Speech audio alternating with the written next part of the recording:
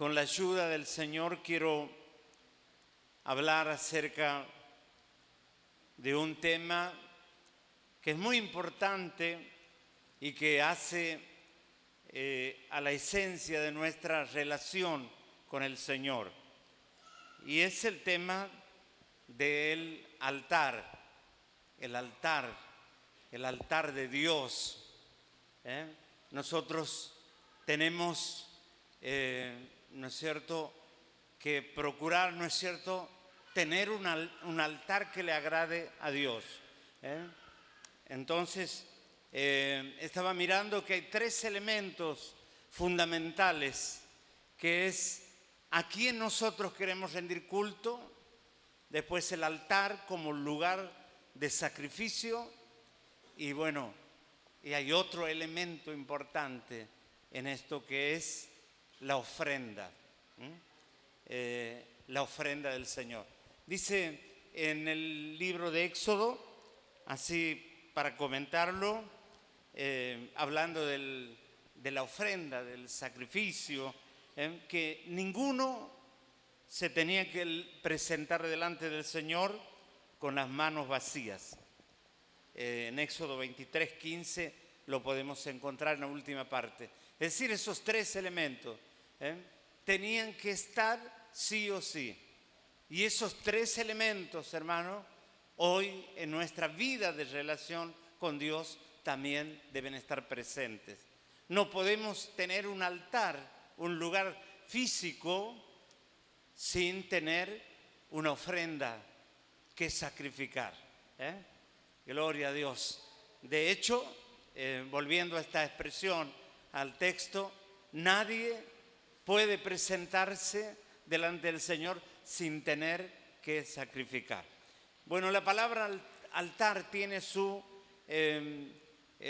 origen en el hebreo, y hay una palabrita, la voy a leer, misbeach, así en hebreo, que significa el lugar del sacrificio. Misbeach, el lugar de sacrificio. Eso es lo que representa el altar. Los patriarcas, ellos erigieron sus altares en distintas circunstancias, en distintos momentos. Por ejemplo, Noé, luego del diluvio, él erigió un altar para darle gracias a Dios, para darle gracias al Señor. También vemos al patriarca Abraham ofreciendo en el altar a su hijo, a Isaac, en Moriah, ahí en ese monte, pero él en obediencia, ¿no es cierto?, ahí estaba por sacrificar a su hijo cuando Dios, él lo quería probar, ¿no es cierto?, y luego proveyó aquel elemento que tenía que sacrificarse. Bendito sea el nombre del Señor. Bueno, Moisés también en el momento en que se llevó a cabo aquella pelea, figura en el libro de Éxodo, cuando pelearon los hijos de Israel con los enemigos y pudieron vencer, entonces también erigieron un altar. Entonces, hermano, es muy importante procurar tener un altar conforme a lo que Dios pide, a lo que Dios exige. Y eso va a determinar nuestra calidad de vida, nuestra calidad en la relación con nuestro Dios. Según sea el altar, nosotros vamos a poder ver los resultados. Entonces, este es un tiempo muy especial. Mucha gente a veces la escucho decir, voy a la iglesia, bueno, y no pasa nada. Siguen los mismos problemas, siguen las mismas situaciones, etcétera, etcétera. Pero, ¿cómo está tu altar? ¿Cómo? ¿De qué manera? Entonces, hermanos, vamos a la palabra del Señor, primer libro de Reyes, Vamos a ver esta referencia, algo muy conocido. Primer libro de Reyes, en el capítulo 18.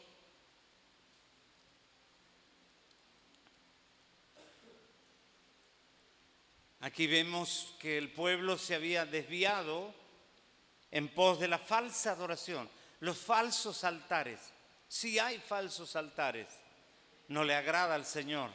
A Él, ¿no es cierto?, lo conmueve ese altar, el altar que esté conforme, ¿no es cierto?, a lo que Él nos pide. Un altar arreglado, un altar en esas condiciones. Entonces, eran días estos, en los días del profeta Elías, días de gran dificultad, justamente por haberse apartado el pueblo y había ido a la falsa adoración.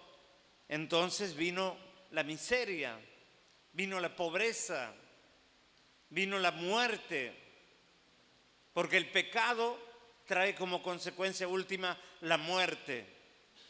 Entonces nosotros debemos ser sabios, todo depende de nuestro altar. Entonces hubo una confrontación. Dios, a causa de esa infidelidad del pueblo, tuvo que enviar al profeta Elías con una palabra para tratar de, ¿no es cierto?, de hacerlos volver a la realidad, a aquellos que habían ido en pos de los falsos dioses. Dice así la palabra del Señor, capítulo 18, versículo 20. Solamente unos textos vamos a tomar de este pasaje.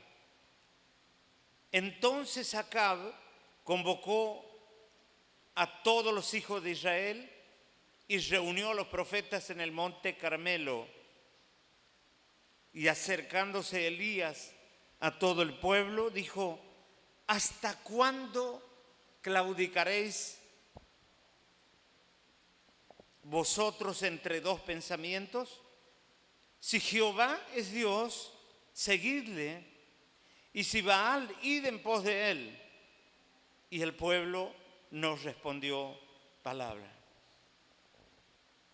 Ahí me detengo. Entonces, ante esta situación se acercó Elías, el profeta de Dios. El pueblo estaba reunido. Entonces, él de alguna manera desnudó la realidad que vivía ese pueblo. Era un pueblo que claudicaba entre dos pensamientos, no tenía un pensamiento firme. Hermanos, para que nuestro altar esté en las condiciones requeridas por Dios, nosotros la tenemos que tener clara. Al Señor sea la gloria. Nuestra vida depende del Señor. Nuestra vida es para el Señor.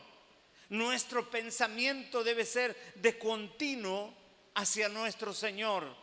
Debemos vivir por Él y debemos vivir para Él. Entonces, ¿cuál era el pecado de esta sociedad de aquellos días? Claudicaba entre dos pensamientos. En un momento decían, sí existe Dios, oh, qué bueno es Dios. Y en un momento ellos se pasaban al polo opuesto. Como hoy tenemos, ¿no es cierto?, las condiciones en esta sociedad, una sociedad híbrida, una sociedad que habla de Dios, pero que una sociedad que va en pos del paganismo, va en pos de lo que es inconsistente, de lo que no trae bendición. Eso es claudicar entre dos pensamientos. Es dividir el corazón, es no tener una posición tomada en cuanto a términos de fe se refiere. Creo que los que estamos aquí, hermanos, y quizás una gran mayoría, la tenemos clara.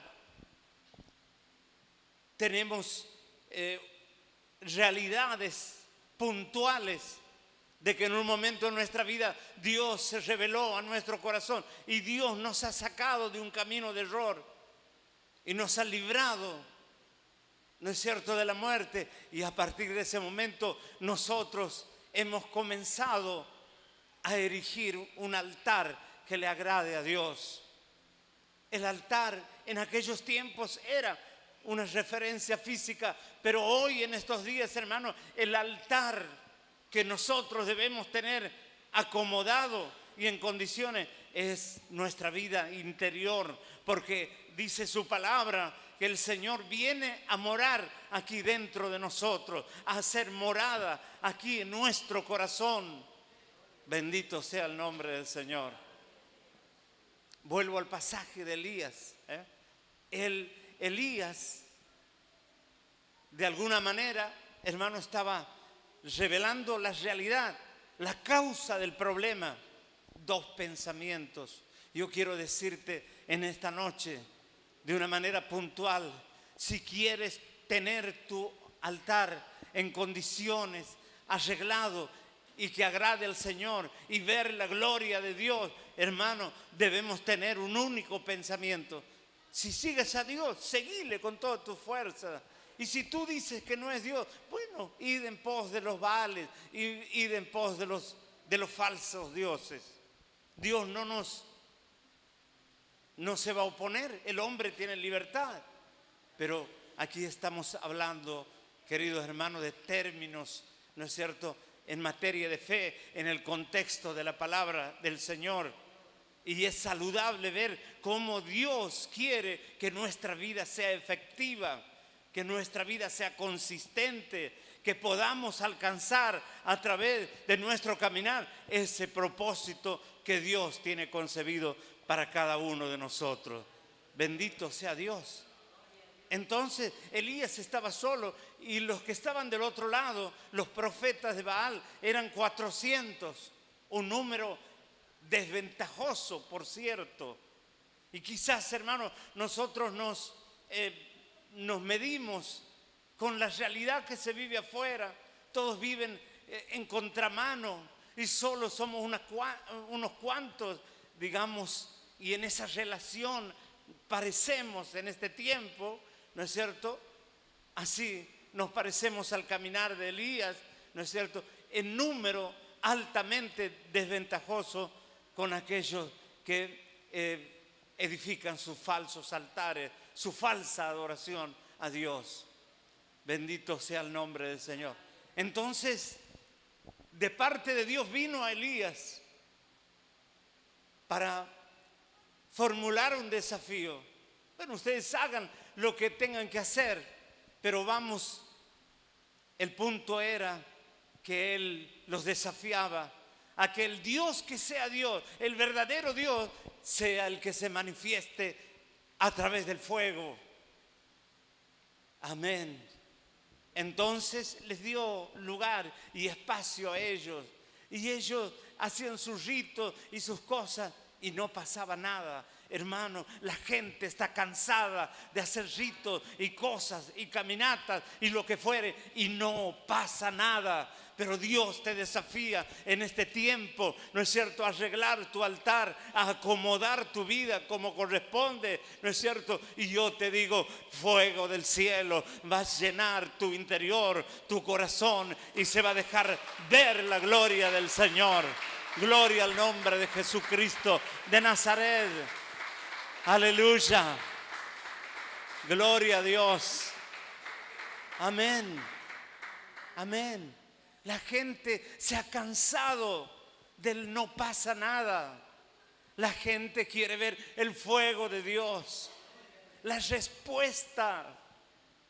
Y hoy, hablando de respuesta, digo, qué tiempo hermoso de respuesta que tenemos nosotros. Entonces, hermano, vuelvo a Elías, y le tocó el turno a Elías. Y Elías, luego de que los otros hicieron todo lo que hicieron y no pasó nada, versículo, se me pasó, bien, se me pasó la hoja. Estamos en el capítulo 18.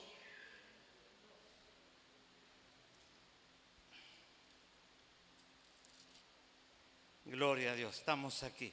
Entonces, ellos hicieron lo que tenían que hacer, todo su ritual. Y digo una vez más, no pasó nada.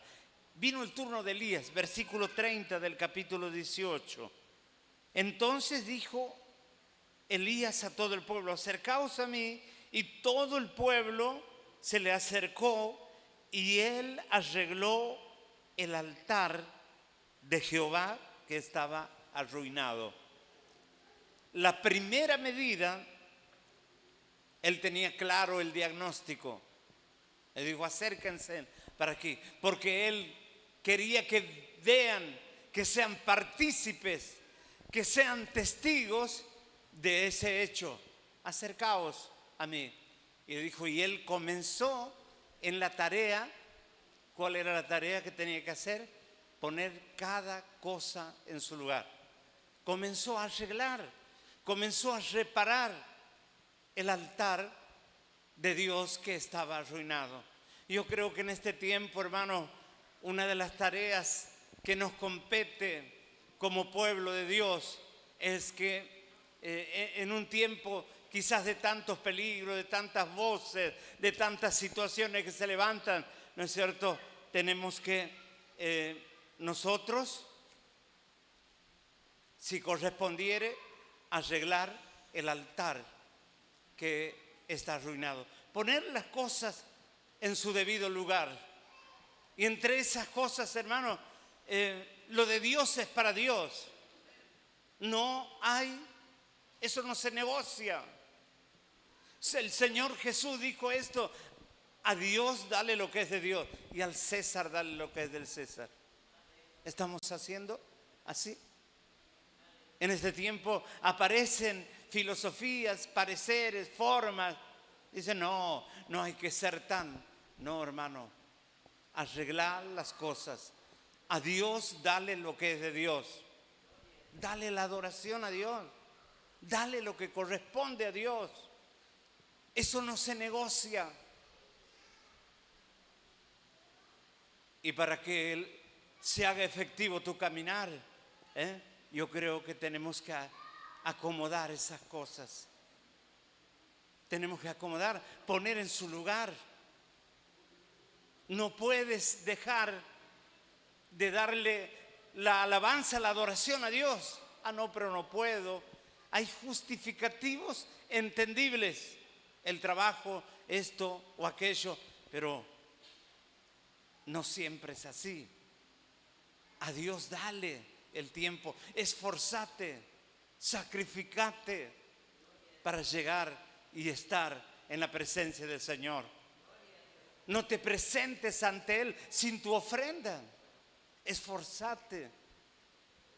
Son cosas que había que arreglar. Entonces arregló Elías el altar que estaba arruinado, desarreglado, ¿no es cierto? Y hizo todas las cosas y puso la ofrenda, hizo todo lo que debía hacer, hermano. Y llegó el momento en que él oró y fuego descendió del cielo. Y ese fuego vino y consumió el holocausto, es decir, la ofrenda que estaba ahí. El holocausto era la carne, el animal que se ofrecía en sacrificio. Consumió y fue una muestra evidente para aquella sociedad que se había, lo primero que hizo era, ir en pos de los falsos dioses. Pero esa respuesta fue contundente. Y esa respuesta es y será siempre, ¿no es cierto?, que Dios responde y Dios responde por fuego. Gloria al nombre de Jesús. Aleluya. Hay falsos altares, hermano. Hay falsos altares. Y en eso tenemos que tener cuidado en este tiempo. Cosas que no le agradan a Dios. Querer reemplazar a Dios con otras cosas. Tengo una referencia en la palabra para poder compartir. Capítulo 12 también del primera de Reyes. Estamos aquí en este libro.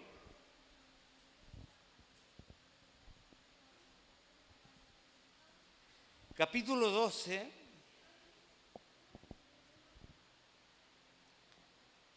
En este caso habla de la vida de Jeroboam como rey.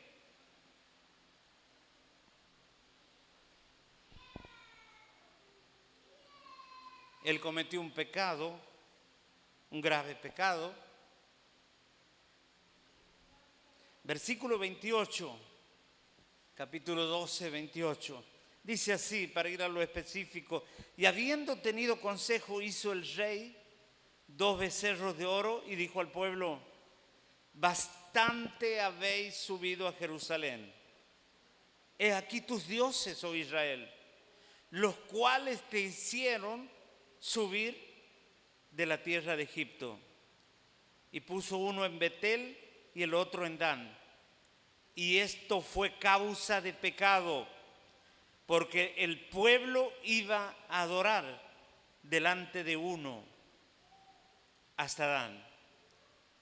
Hizo también casas sobre los lugares altos e hizo sacerdotes de entre el pueblo que no eran de los hijos de Leví. Entonces instituyó Jeroboam fiesta solemne en el mes octavo, a los 15 días del mes, conforme a la fiesta solemne que se celebraba en Judá, y sacrificó sobre un altar. Así hizo en Betel, ofreciendo sacrificio a los becerros que había hecho. Ordenó también en Betel sacerdotes para los lugares altos que él había fabricado. Sacrificó pues sobre el altar que él había hecho en Betel a los 15 días del mes octavo, el mes que él había inventado de su propio corazón, e hizo fiesta a los hijos de Israel y subió al altar para quemar incienso. Qué grave esto.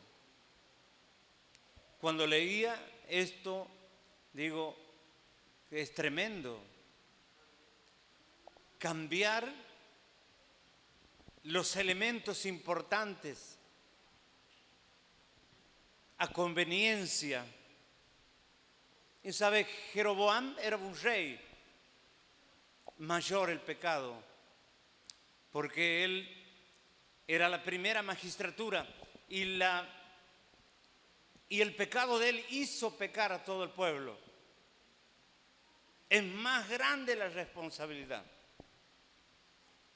Y es grande e importante la responsabilidad cuando tú o yo, como jefes de hogar, establecemos normas, ideamos normas basadas en nuestro parecer, tratando de cambiar lo que Dios ha instituido.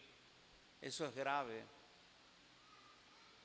Él en un determinado momento dice que se hizo 2 becerros de oro, 2 ídolos de oro, que ya Israel supo tener.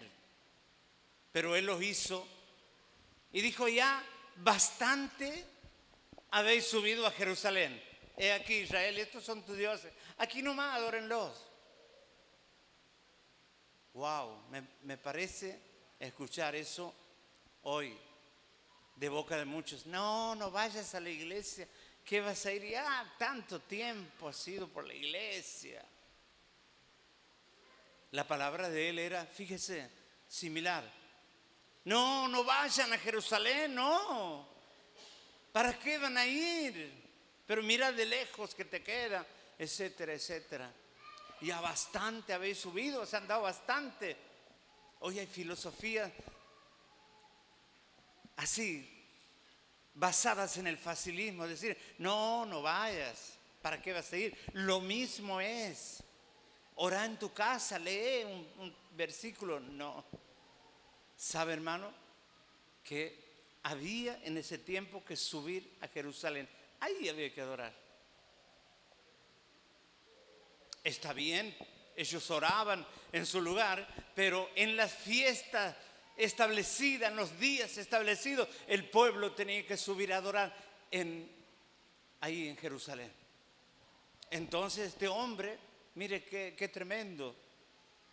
Hoy, digo, hay posiciones basadas en el facilismo, en la especulación, que hoy dicen, no vayas a la iglesia, no seas tan, ¿no es cierto?, tan al extremo. Oh, sos fanático. No. Pero hay que subir a adorarle a Dios. Eso no se puede cambiar. Y él les dijo, aquí están, estos son los dioses. A partir de ahora, estos son los dioses de ustedes.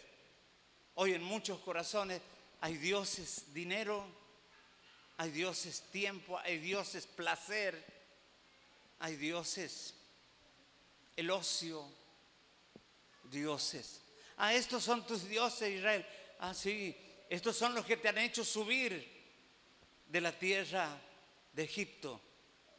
Y hoy, trazando un paralelo, muchos dicen, pero vos estás bien, porque vos sos polenta, vos te la sabes. No, vos sos inteligente.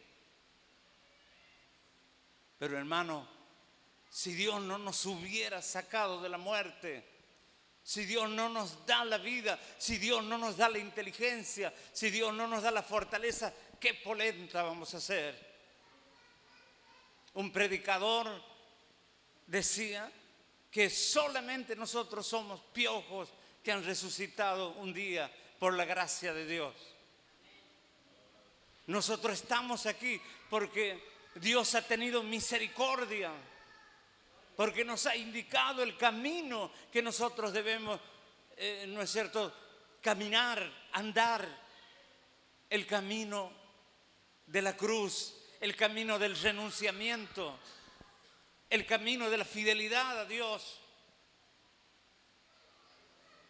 Entonces, este hombre, un gran pecado vino sobre él, tremendo pecado, porque hizo pecar a todo. De por sí el pueblo espiritualmente estaba aguachento y él le dio el toque final. Entonces, hermano, ubiquémonos en nuestra responsabilidad.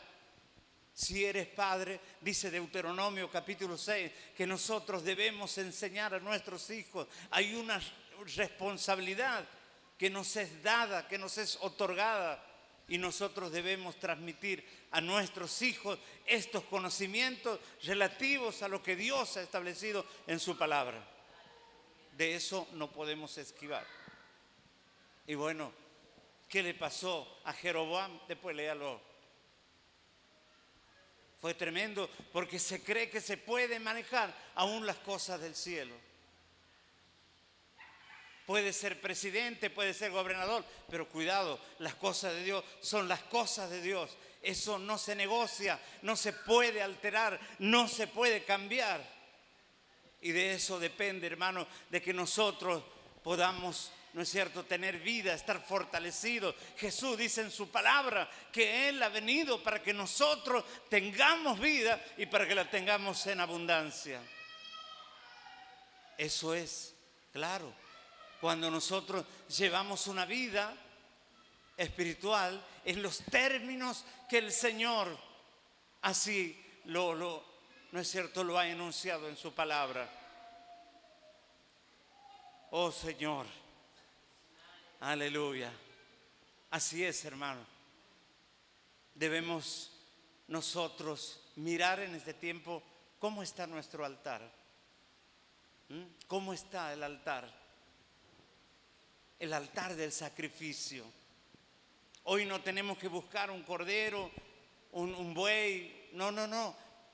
Aquí se han cambiado las cosas en esta dispensación de la gracia. Ya estamos, ¿no es cierto? Ya vino Jesucristo, ya hizo Él el mayor sacrificio en la cruz del Calvario. Pero Él nos dice que nosotros debemos siempre ofrecer sacrificios. Debemos tener nuestro altar no un rito externo, no, aquí adentro en nuestro corazón, aquí adentro, en lo profundo de nuestro ser, porque si no serían ritos vacíos.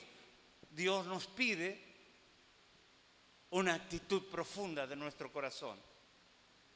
Gloria a Dios, tiene que costarte. La víctima debía ser quemada con el fuego de la presencia de Dios. No es que una parte se queme, no. Todo era un sacrificio, no tenía que quedar nada.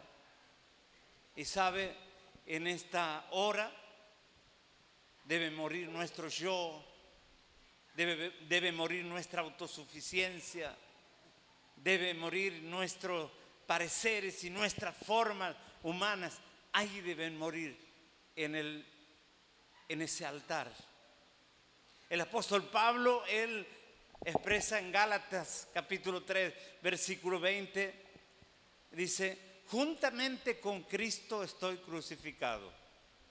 Hablaba de que él como persona, en su yo, en su constitución, ¿no es cierto?, como hombre, juntamente estoy crucificado con Cristo. Y ya no vivo yo, dice él a la iglesia, sino que Cristo vive en mí. Y lo que vivo en la carne, es decir, en este pasaje terrenal, lo vivo en la fe del Hijo de Dios, el cual me amó y se entregó a sí mismo por mí. Ese es el sacrificio. Debe ser todos los días, ofrecer tu vida para que estés rendida siempre a los pies de Cristo. Rendir nuestro yo, nuestra hambre de gloria humana, nuestra hambre de tener poder terrenal. Eso, rendirlo. Y sabe, hermano, esto le agrada al Señor, le agrada a Dios. Gloria al nombre de Jesús. Amén. Porque cuando queremos hacer nuestro parecer, hacer nuestra jugada, hacerla nuestra, estamos cometiendo un pecado ante Dios grave. David lo cometió y le costó caro. También él, como rey de Israel, fue grande su responsabilidad. Él quiso hacer, en un momento se le antojó, dijo, comenzó a pensar en la posible invasión que podía tener sus vecinos, los enemigos. Dijo, vamos a ver qué ejército tengo, a ver. Y entonces comenzó a subir en su interior, ¿no es cierto?, eso que se llama soberbia. Decir, bueno, si yo tengo tanto ejército, poderío militar, no se van a querer hacer los locos conmigo. Y sabe, hermano, Dios siempre le dio la victoria al pueblo de Israel. Recuerde usted los 300 de Gedeón que derrocaron a ejércitos enemigos. Y de ejemplos tenemos un montón. Dios siempre hizo proezas con su pueblo. No era necesario hacer ese censo, pero él pecó tremendamente. Pecó, y cuando, a pesar de la advertencia de su súbdito, él pecó. Luego Dios le envió en ese tiempo un profeta y le dijo, mira, has cometido un pecado grande y Dios te va a bajar la caña. Has cometido pecado, elegí o 3 años de calamidad, de hambre, o 3 meses también en poder de los enemigos, o 3 días en que el ángel del Señor va a venir y va a atacar el lugar. Entonces él se quedó estupefacto, no sabía cómo proceder. Y él dijo: mira, quiero estar en las manos de Dios, no quiero caer en manos de hombre, porque Dios tiene misericordia. Quiero estar en las manos del Señor. Y bueno, escogió esos 3 días de destrucción. Y Dios dice que envió su ángel para llevar a cabo esa tarea destructora. En un día perecieron muchísimos. Y el segundo, y él tuvo una visión, lo vio al ángel ahí, en un terreno, en una era. Lo vio al ángel así, visiblemente, que estaba con la espada desenvainada, pero Dios le había dado la orden de que suspenda. Dios había tenido misericordia, y por el profeta le decía: mira, tienes que edificar un altar ahí donde has visto al ángel, etcétera, etcétera. Y él fue presuroso a ese lugar. Y a quien él quería comprarle era alguien, claro, del lugar, que honraba y reconocía al rey. Y cuando lo ve al rey que venía, le dijo: Señor, ¿a qué se debe tu venida? Tienes todo, elegí, ve. Y bueno, quiero comprarte el terreno, le dice David. Quiero adquirirlo por un cabal precio. Pero Señor, no necesita decirme solamente las dimensiones y todo es suyo. Ya. No, le dijo. Porque yo no voy a ofrecer sacrificios a Dios que no me cueste nada. Escúcheme, el rey decía: te agradezco tu atención, pero lo que estoy por hacer yo es un altar y no quiero ofrecer a Dios sacrificios que no me cuesten nada. Entonces le compró por precio, le pagó un precio cabal. Bueno, dijo: si es así, le compró, erigió un altar en el lugar y eso subió a la presencia del Señor, ¿no es cierto? El humo de lo que él quemaba, de lo que él ofrecía a David, Y dice que ese altar fue del agrado del Señor. Y Dios escuchó las súplicas y cesó la muerte, cesó la plaga, cesó la mortandad. Hermano, cuando nosotros tenemos nuestro altar, nuestra vida en condiciones, va a cesar la plaga, va a cesar la mortandad en tu familia, en tu gente, en tu lugar. Gloria a Dios. Cuando hay un altar fuerte, hermano, cesa la muerte, la plaga, todas esas cosas del infierno. Hace un par de años que nosotros vamos para aquí a un pueblo del interior de Santiago, donde los primeros tiempos que llegamos era todos los fines de semana era un muerto en luchas, en grescas, muerto en pelea por armas blancas, etcétera, etcétera, por armas de fuego. Eso era de continuo. Pero mientras la iglesia se iba acomodando a ese lugar, hermano, y subía a la presencia del Señor, ese clamor, ¿no es cierto? Esa esencia de nuestro clamor a Dios comenzó a hacer esas cosas. Y hoy le digo, hermano, habiendo pasado un par de años, que gracias a Dios respiramos otra atmósfera, cesó la muerte, cesó la calamidad, cesó, ¿no es cierto?, el desastre, cesó eso, ese condimento que pone el infierno, que pone el enemigo en nuestra vida de relación. Aleluya. ¿Cómo está tu altar? ¿Cómo está tu vida? Es algo que nosotros no podemos cambiar. No podemos cambiar. No podemos pensar, bueno, ahora que tengo internet en casa puedo poner mejores prédicas que la que predica el pastor. Sí, puede ser. Claro que es razonable, pero tienes que subir a Jerusalén. No debes dejar eso. No debes dejar de tener comunión. No debes dejar de servir a Dios en lo que te compete, en lo que puedas hacerlo. Eso no se puede alterar. Señor, quiero por último, hermanos, leer Hebreos capítulo 13, versículo 15. Y estamos ya, ¿no es cierto?, para terminar en esta noche y para cerrar así esta profunda reflexión en la palabra del Señor.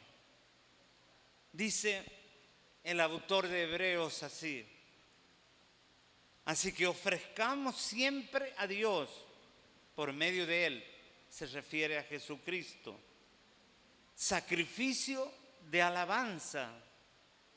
Mire la expresión, sacrificio de alabanza.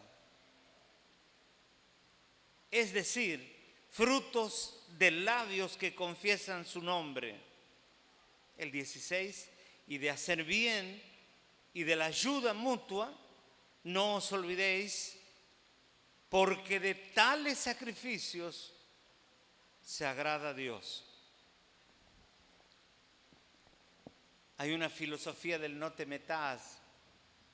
Hay en ciertas sociedades que nadie se saluda a nadie, nadie le interesa a nadie. Pero en nosotros no vale eso. No podemos cambiar, no podemos ser indiferentes, no podemos hacer algo así. Dios nos pide que nosotros adoremos al Señor con todo nuestro corazón, con toda nuestra mente, con todo nuestro ser, con todas nuestras fuerzas, y también al prójimo, así, vertical y horizontal, y a tu prójimo como a ti mismo, interesándonos, orando. Y dice así esta expresión: porque de tales sacrificios se agrada el Señor. Gloria a Dios. Hermano, depende de nosotros tener una vida efectiva, tener efectividad en nuestro caminar, tener un rédito. Depende del altar. No hablo de réditos económicos, pero hablo de réditos espirituales, fortaleza espiritual, un avance espiritual, ver un cambio, tener una mentalidad del reino. Gloria a Dios, reinar.